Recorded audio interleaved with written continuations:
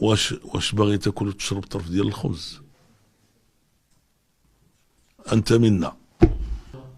رانا الشنطه ديالي راه مصاوبه. مرحبا بكم في قناة واش فراسك للأخبار. ليصلك كل جديد، لا تنسى الإعجاب والاشتراك بالقناة.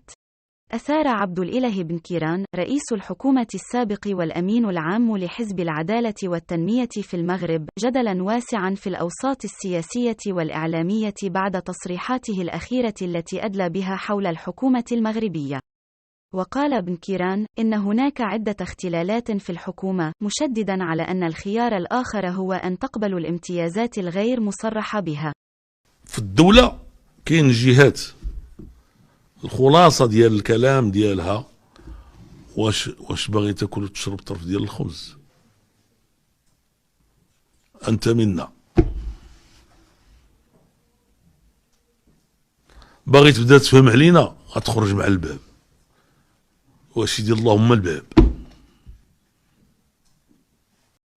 وقد أثارت هذه التصريحات ردود فعل مختلفة بين الأطراف المغربية المعنية بالشأن السياسي. فقد أشاد البعض بشجاعة ابن كيران في الكشف عن هذه الاختلالات وتحذير الحكومة من مغبة تصرفاتها، فيما رأى آخرون أن هذه التصريحات تمثل خرقا للأخلاقيات السياسية وتدل على انعدام الثقة بين أعضاء الحكومة. عقلتي ولا نسيتيو؟ النهار اللي قلت لكم رانا الشنطه ديالي راه مصاوبه، ياك هذه اللي قلت، هذه الكلمه الشنطه ولا شنو قلت؟ الشاكوش ولا شنو قلت؟ الحقيبه. الشنطه ما شدت ليش في راسي.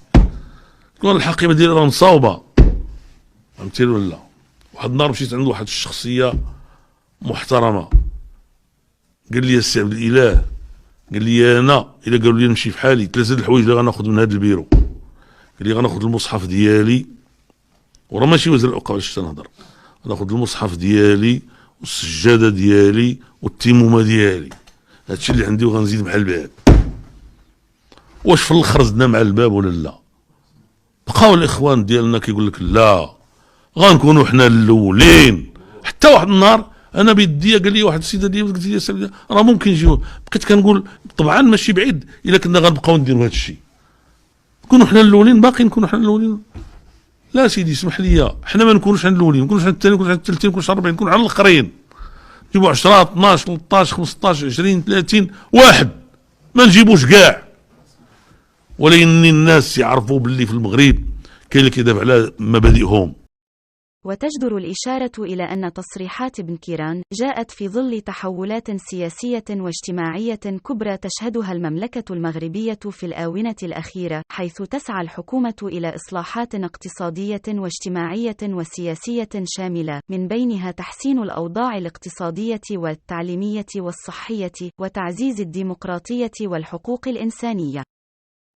وفي هذا السياق، فإن تصريحات ابن كيران تعد تحذيرا من الأخطار التي يمكن أن تواجه الحكومة في حال عدم الالتزام بالقوانين والأخلاقيات السياسية، ومن المهم أن يأخذها الجميع بجدية، وأن يعملوا سويا على تجاوز هذه الاختلالات وإصلاح الأوضاع في البلاد.